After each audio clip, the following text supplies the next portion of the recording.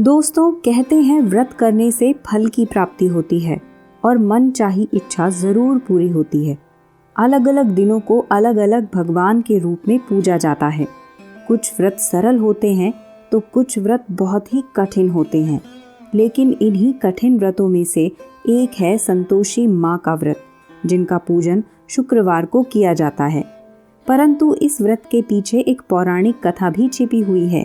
आइए जानते हैं क्या है शुक्रवार की व्रत कथा। लेकिन आगे बढ़ने से पहले अगर आपने हमारे चैनल को सब्सक्राइब नहीं किया है तो अभी करें। आइए जानते हैं कि क्या है शुक्रवार व्रत के पीछे की पौराणिक कथा।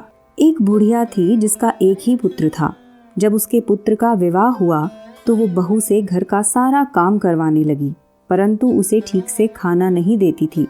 उस बुढ़िया की बहू बिना शिकायत किए चुपचाप काम करती जाती। ये सब उस बूढ़ी औरत का पुत्र तो देखता, लेकिन अपनी माँ से कभी भी कुछ कह नहीं पाता। काफ़ी सोच विचार करने के बाद लड़के ने अपनी माँ से कहा कि माँ, मैं पैसे कमाने के लिए शहर जा रहा हूँ। ये सुनकर उसकी माता ने उसे जाने की आज्ञा दे दी। इसके बाद वो अपनी पत्नी के पास गया और उसने अपनी पत्नी से कहा कि मैं शहर जा रहा हूँ, क्या तुम मुझे अपनी कुछ निशानी दे सकती हो? ये सुनकर उसकी पत्नी उसके चरणों में गिरकर रोने लगी और कहने लगी कि मेरे पास तुम्हें देने के लिए कुछ नहीं है। पति के चरणों में गिरने से उसके गोबर से सने हाथों की छाप उसके जूतों पर बन गई। पुत्र के जाने के बाद सास का अत्याचार अपनी बहू पर और अधिक बढ़ गया। बढ़ते अत्याचारों के कारण वो अधिक दुखी हो गई और दुखी होकर मंदिर चली गई। उसने मंदिर में बहुत सी महिलाओं को पूजा करते देखा। जब उसने इस बारे में जानकारी ली तो उसे संतोषी माता के व्रत और फल की प्राप्ति का पता चला। उसे मंदिर में उपस्थित महिलाओं ने बताया कि शुक्रवार को स्नान के पश्चात एक लोटे में शुद्ध जल लेकर गुड़ तथा चने के प्रसाद को लेना और फिर व्रत पूजन करना। लेकिन ध्यान रखना कि इस दिन भूल से भी खट्टी चीज़ों का सेवन बिल्कुल भी नहीं करना, ना खुद करना और ना ही प्रसाद ग्रहण करने वालों को करने देना। बहू ने भी फिर शुक्रवार को संतोषी माता का व्रत रखा। कुछ दिनों बाद उनके घर में पैसे से जुड़ी सभी समस्याएं खत्म होने लगी। इसके बाद बहू ने कहा कि हे माँ, जब मेरा पति घर आएगा तो मैं व्रत का उद्यापन करूंगी।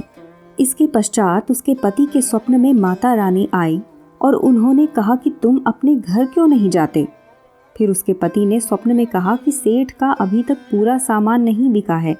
इसके बाद माता की कृपा से उसके सेठ का सारा सामान बिक गया।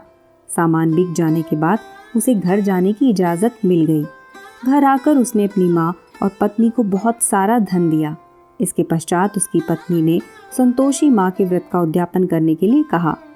बहू ने सभी को न्योता दिया और व्रत के उद्यापन की तैयारी करने लगी।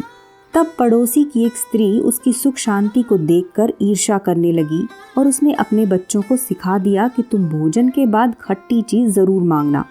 बच्चों ने भोजन किया और खटाई मांगने लगे, परंतु बहू ने पैसे देकर उन्हें शांत करवाया। बच्चे दुकान पर गए और दिए हुए पैसों से इमली खरीदकर खाने लगे, जिससे संतोषी माता रुष्ट हो गई। इसके बाद राजा के दूत वहां पर उपस्थित हुए और उसके पति को अपने साथ ले जाने लगे।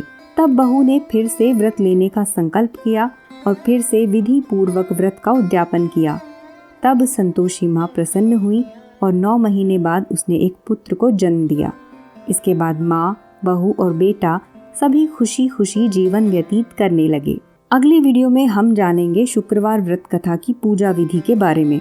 साथ ही अगर आपको वीडियो पसंद आई हो तो इस वीडियो को ज़्यादा से ज़्यादा लाइक और शेयर ज़रूर करें।